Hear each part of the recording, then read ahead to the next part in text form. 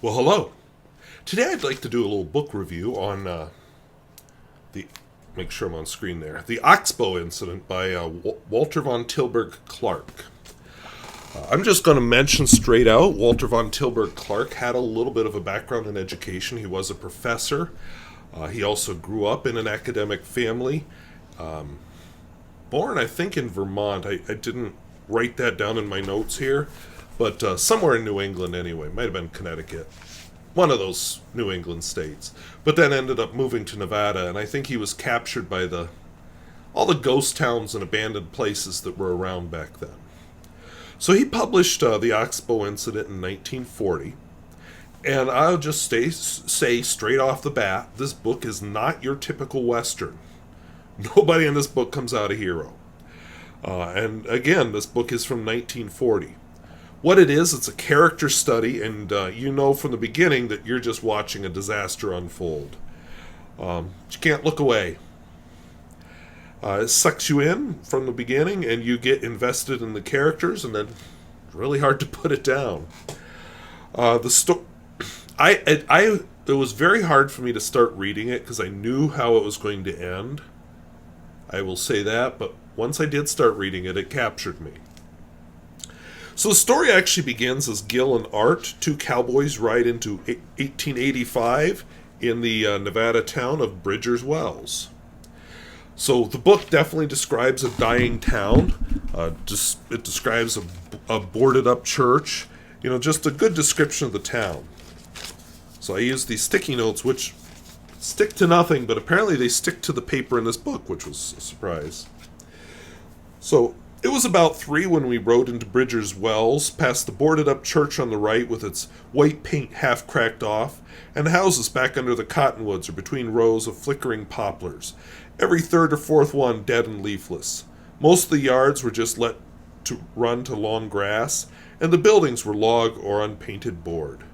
But there were a few brick houses and a few of painted clapboards with gimcracks around the veranda rails. Around them the grass was cut and the lilac bushes were planted in the shade.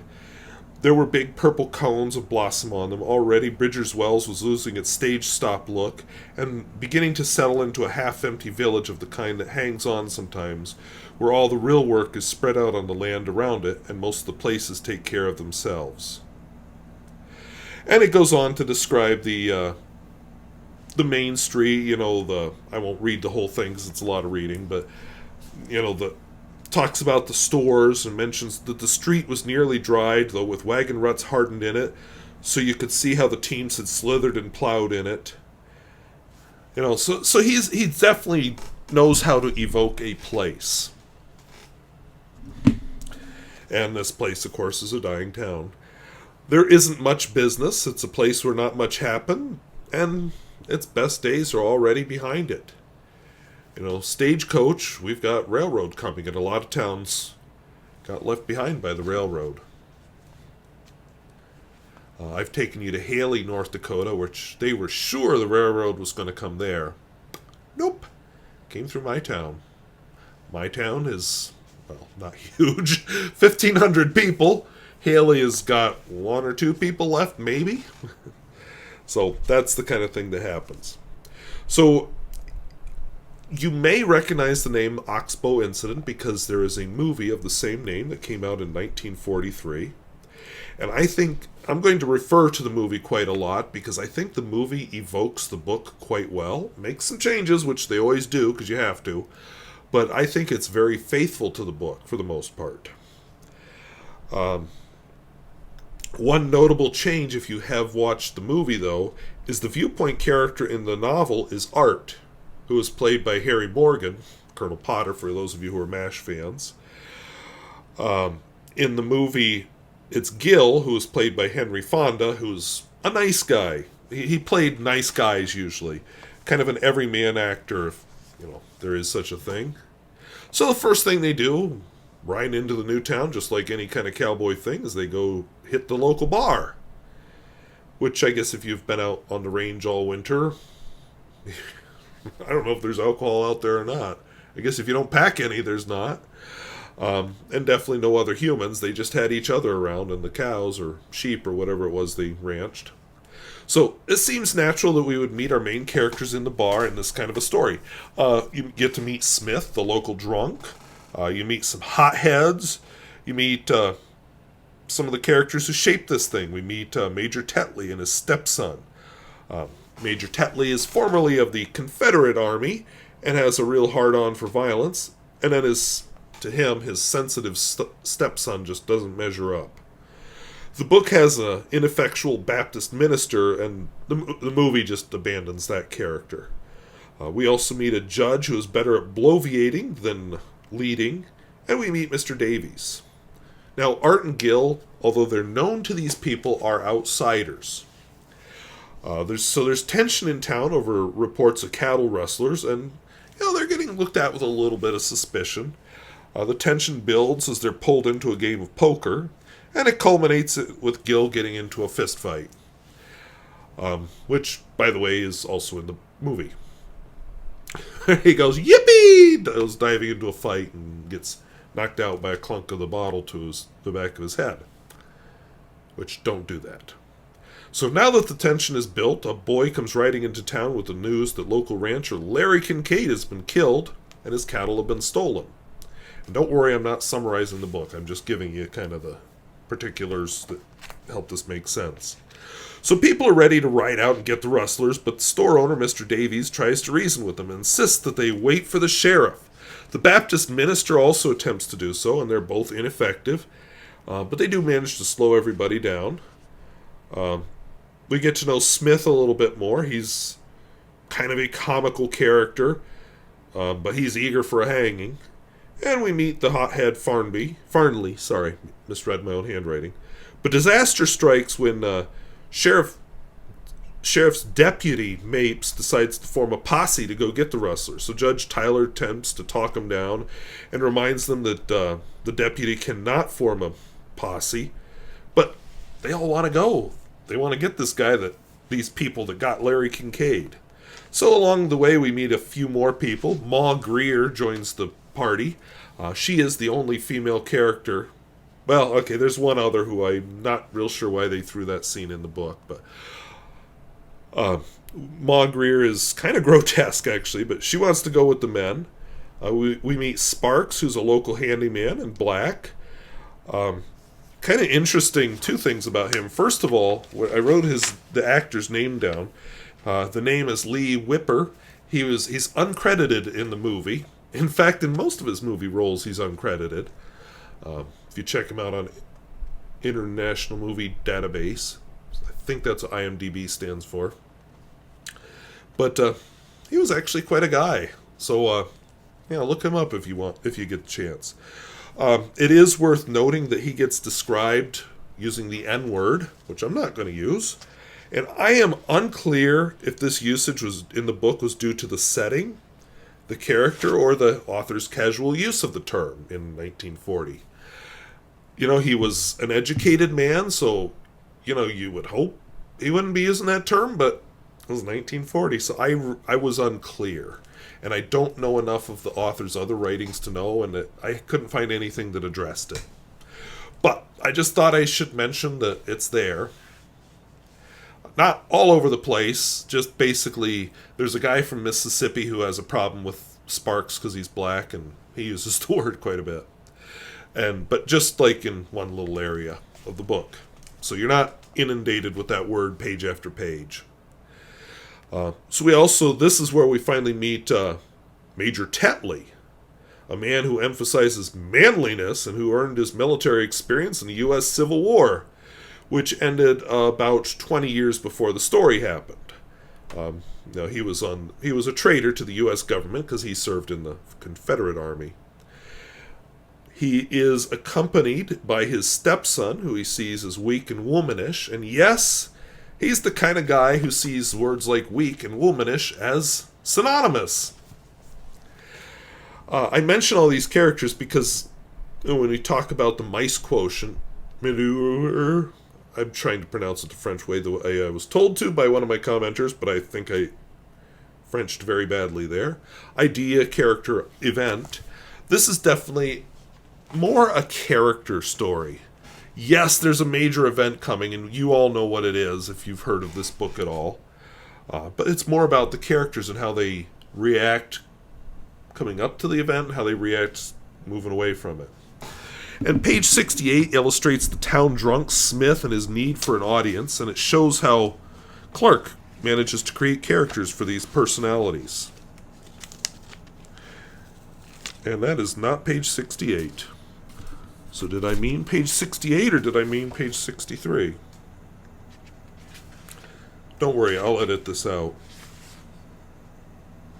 Or I meant to reference page 63 for something else, so I'm going to put that sticky note back in there and flip over to page 68, which does have a sticky in it.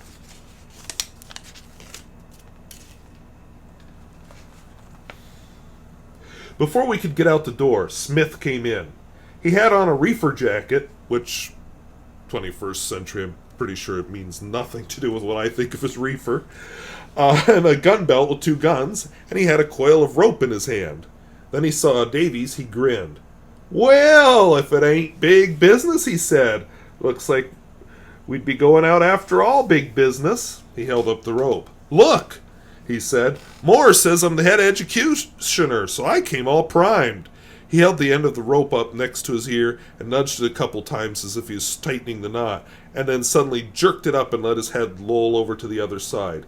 He stuck his tongue out and crossed his eyes. Then he laughed. "Don't tell me I don't know the trade." He pretended to be looking at Davies closely with a worried look. He shook his head and clucked his tongue against his teeth.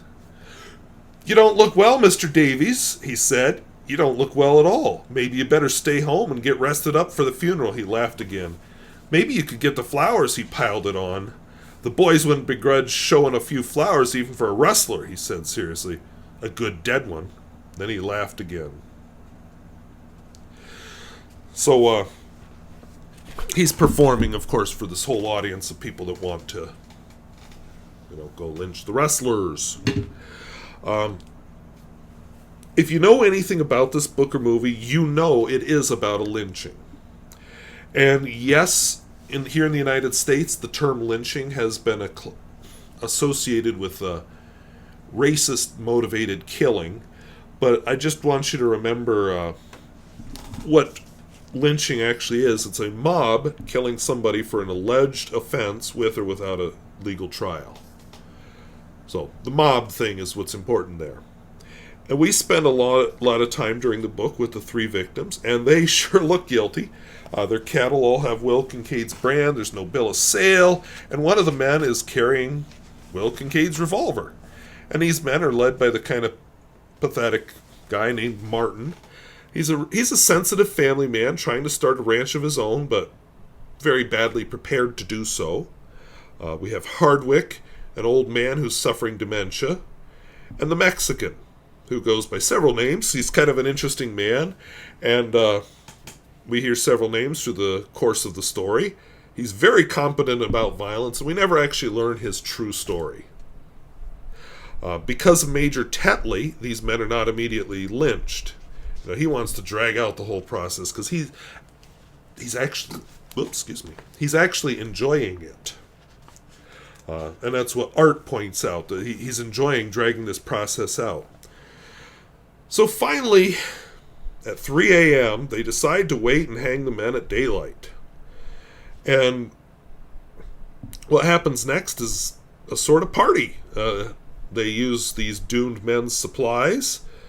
It was actually brought pretty vividly to life by the actress, who I didn't write down her name, but the actress who played Ma Greer, because that whole time that whole scene is playing out, you just hear her cackle in the background.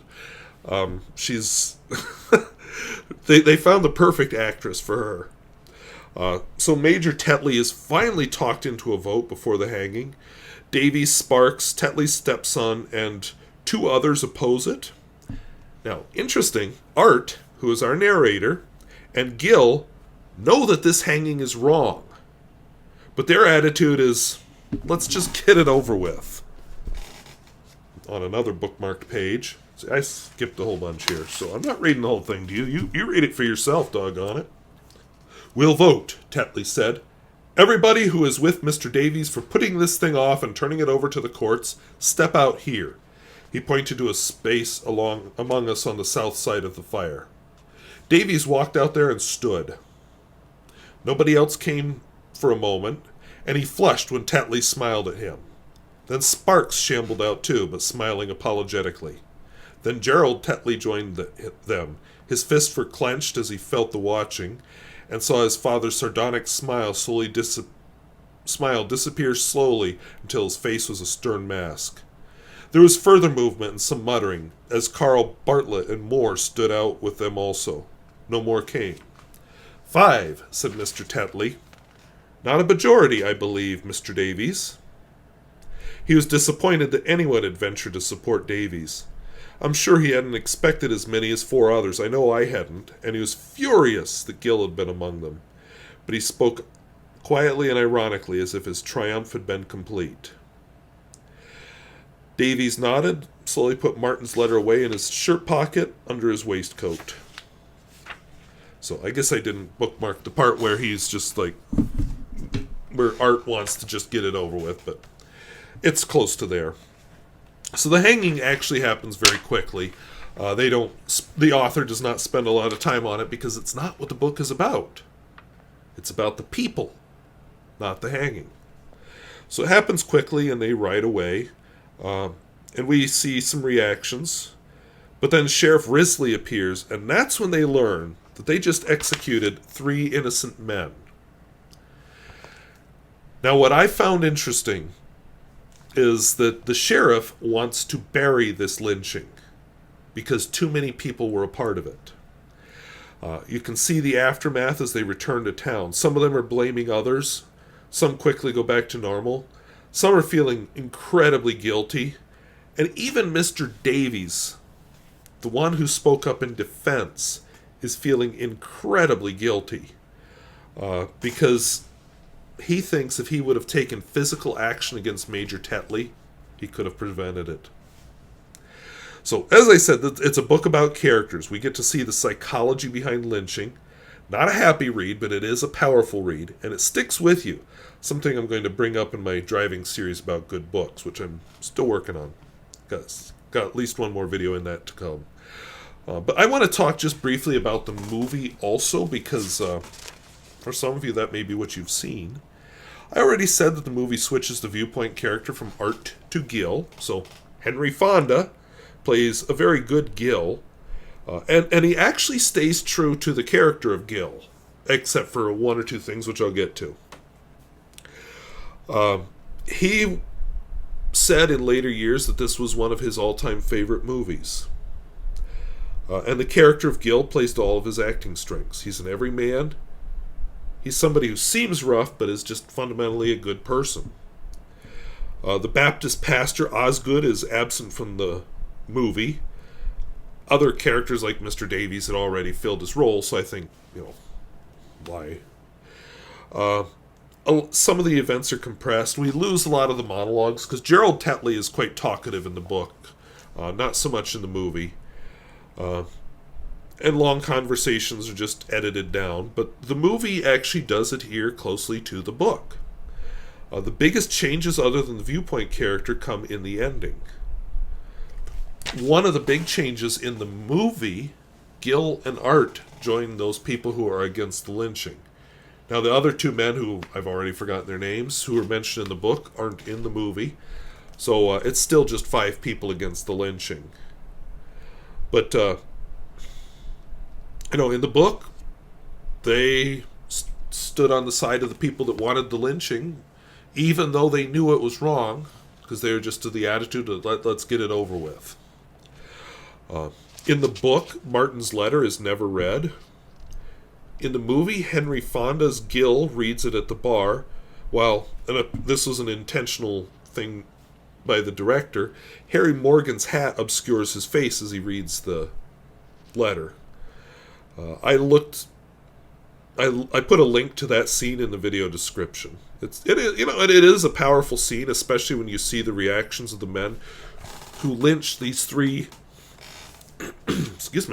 these 3 innocent men. Nothing showy. It's just devastating.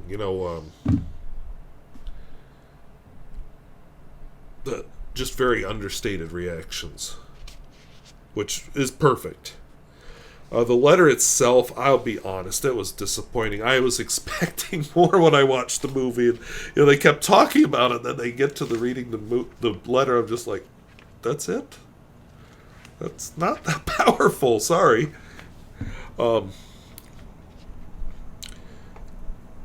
It's just not the letter I can imagine a young husband in this situation writing to his young wife. At the end of the movie, Gil and Art decide that they're going to deliver the letter to his young wife. So nice touch in the movie. When the movie begins, a dog crosses the road in front of them from left to right. And as they ride out at the end, the same dog crosses back right to left. So now another difference in the movie, Major Tetley commits suicide at the end. Gerald Tetley finally stands up to him and yelling at him through a closed door, and you hear a gunshot and a thump as his body hits the floor.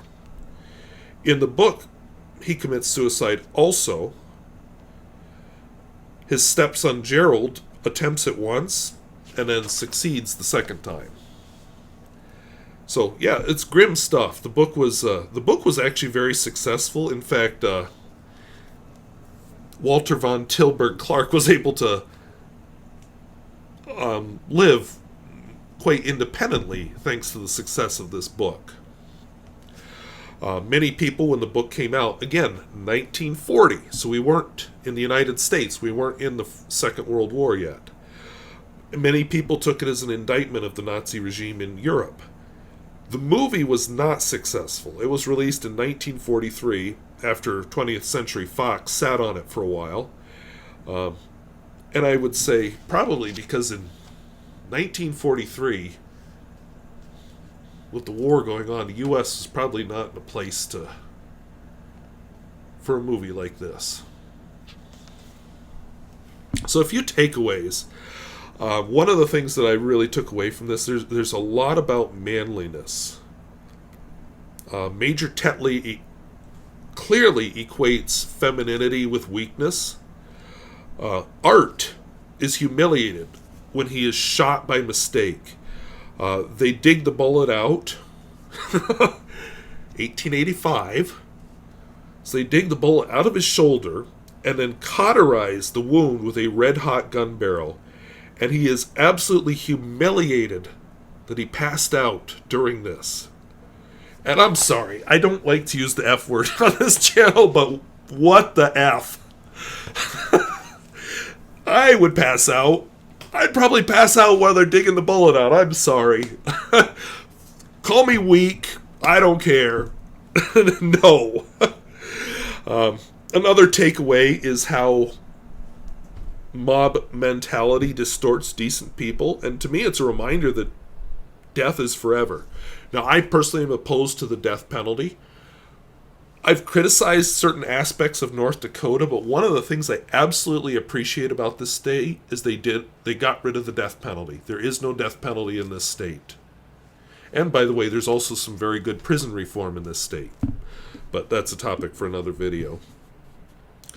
But yeah, I'm opposed to it. One of the reasons is you can't correct it. Like, oops, they were innocent. My bad. It doesn't work. And of course, what is justice? In the book, some of these characters are afraid that these guilty people, who they think are guilty, will go unpunished. But in the United States, in our legal system, we have a presumption of innocence. Better that the guilty go free than the innocent are punished. And there's actually a discussion of this on page 67. So on page, not 67, sorry, 62. But how do we decide? Davies asked as if it were troubling him. Decide what? Who's got what coming to him? Well, how does anybody? You just know, don't you? You know murder's not right, and you know rustling's not right, don't you? Yes, but what makes us feel so sure they aren't? God, what a fool question, Winder said. They're against the law. Anybody! Then he saw where he was, and his neck began to get red. But Davies wasn't being just smart. He let his clincher go and made his point, mostly for Gil and me, that it took a bigger we than the valley to justify a hanging, and that the only way to get it was to let the law decide. If we go out and hang 2 or 3 men, he finished, without doing what the law says, forming a posse and bringing the men in for trial, then, by the same law, we're not officers of justice, but due to be hanged ourselves. And who'll hang us? Winder wanted to know. Maybe nobody, Davies admitted. Then our crime's worse than a murderer's. His act puts him outside the law, but keeps the law intact. Ours would weaken the law. That's cutting it pretty thin, Gil said. He'd let himself in. Davies turned to him. It sounds like it at first, he said earnestly, but think it over, and it isn't. And he went on to prove how the greater we, as he called it, could absorb a few unpunished criminals, but not unpunished extra-legal justice. He took examples out of history. He proved that it was equally true if the disregard was by a ruler or by a people. It spreads like a disease, he said. And it's infinitely more deadly when the law is disregarded by men pretending to act for justice than when it's simply inefficient, or even then when its elected administrators are crooked. So, a presumption of innocence actually protects the idea of justice. So the frontier, read about it, they don't call it the Wild West for nothing, had a lot of vigilante justice. Often, law enforcement was far away, which is the case in this book. Justice was slow, just like now. But one of the reasons it's slow is to protect the innocent. So this book is a great character study that really explores mob justice. And right now, lynching isn't over. One of my links is of a family who's looking at wedding photos from the 1920s, and whoopsie, they include photos from a lynching took place during the couple's honeymoon. Kind of puts great-grandma and great-grandpa in a bad look. Or, if you remember James Byrd, who on June 7th, 1998, was dragged to death for 3 miles behind a pickup on an asphalt road. Just kind of make a wild guess what color his skin was. And yes, the law executed 2 of the perpetrators. And white people get lynched too. Matthew Shepard was lynched on October 2nd, 1998. There's no connection. These are both from 1998. These are just both events that stuck in my mind. So I looked them up. And, especially read the stuff written about Matthew Shepard at the time. Some of it was pretty horrifying. And let's remember that the United States is a country which could not pass an anti-lynching law until finally President Joe Biden signed one into law on March 29th, 2022, which is this year. I remember Emmett Till, for whom that bill was actually named, was age 14 on August 28th, 1955, when he was lynched. And, by the way, the all-white jury found the men accused of his murder not guilty, but they later bragged about torturing a 14-year-old boy and murdering him during a 1956 interview with Look magazine. So I'd say the Oxbow incident was very prescient. In the 20th century, we see the same mindset on social media as people attack and impugn reputations without evidence. And, what really is the mindset behind labeling teachers as groomers without any kind of evidence? So I would say that this book has quite a lot to say, even now. Very much worth reading. Westerns aren't my genre. I don't care for them. But I'm glad I read this one. Because in the end, the Western part of it is just the setting. The characters and the people are universal. So, definitely one worth reading, and definitely a classic of American literature. So, I want to thank you for watching, We'll talk. And I did collect a bunch of links down below that may be of interest. We'll talk to you later. Bye-bye.